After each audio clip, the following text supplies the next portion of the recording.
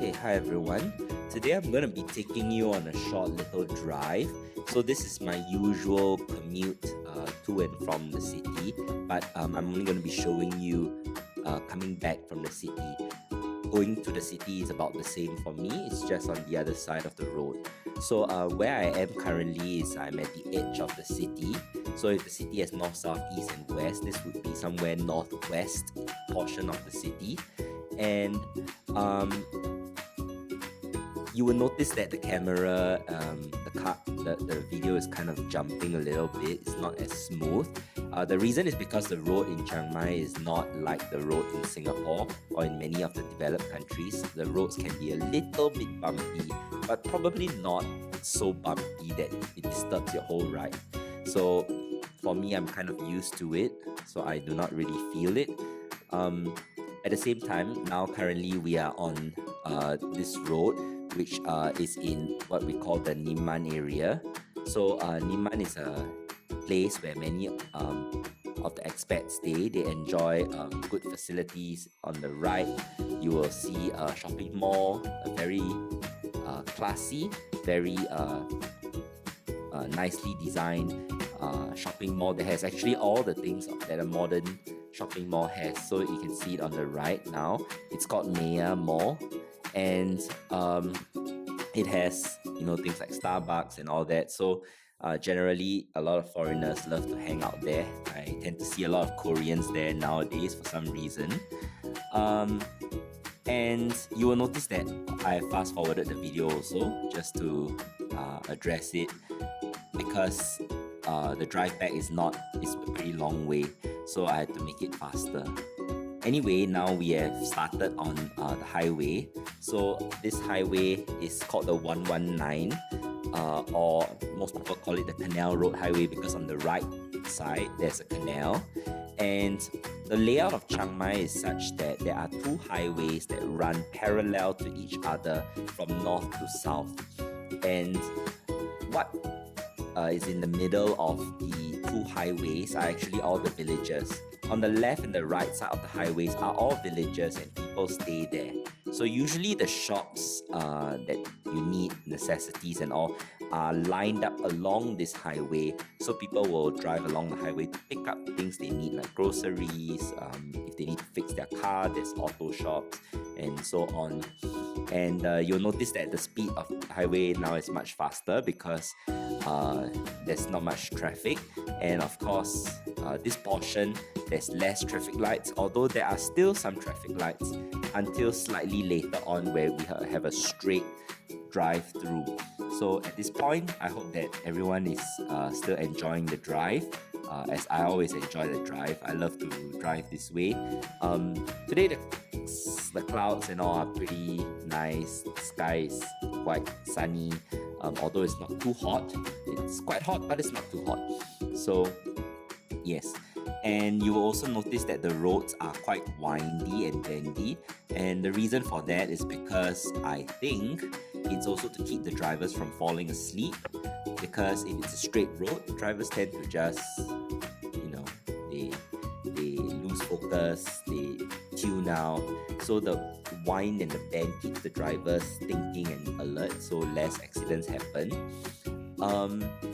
At the same time, it could also be that because all the land plots along there have been bought up by people, so they built a road, and they cannot eat into other people's land, so they have to go around them. Yeah.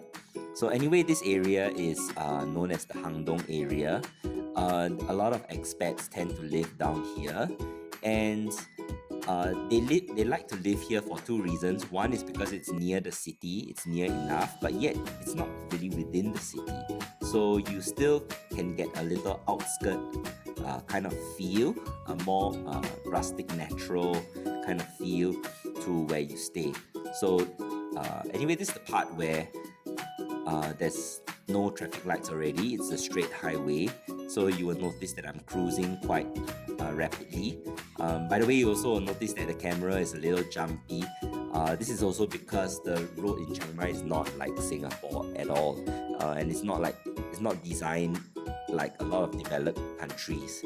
So it's a good road, but generally there are still some bumps. It's not as smooth, so the car tends to jerk a little bit. However, it doesn't jerk that much, so it is not that noticeable, especially when you drive. So it just feels like a little vibration that happens. Yeah. Anyway, we are on the highway down towards the San Pa Tong area. So after the city, you reach Hang Dong as you travel south, and then you reach San Pa Tong, which is the area I stay in, and it's kind of a little bit far, but I really enjoy the fact that there's a lot of nature. So now as you look left and right, you notice that there's less and less shops, more and more plantations and trees and so on. Inside the villages, there's more and more paddy fields and so on, because people require bigger and bigger spaces for plantations, so they tend to move further and further from the city to have all their paddy fields and farms and so on.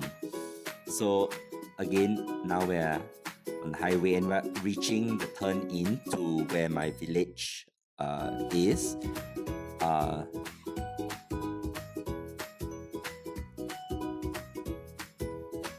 So in front, you'll be able to see as I drive through the village how it looks like. It's not exactly like, you know, a village where there's like huts and everything. It's a modern type of village. There are houses and all, but it's really just a residential area. You do get some small mini marts.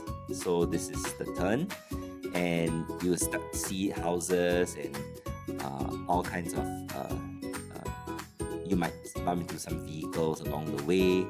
Yeah.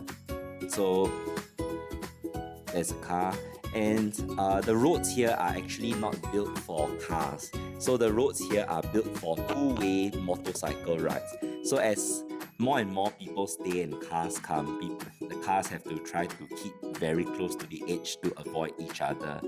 Yes. So as you can see now, they are constructing a couple of things on the right, so I had to go very slow and dodge them. On the left side, you see a lot of these houses that look like landed properties, but actually these are government houses. So it is the equivalent of HDBs in Singapore.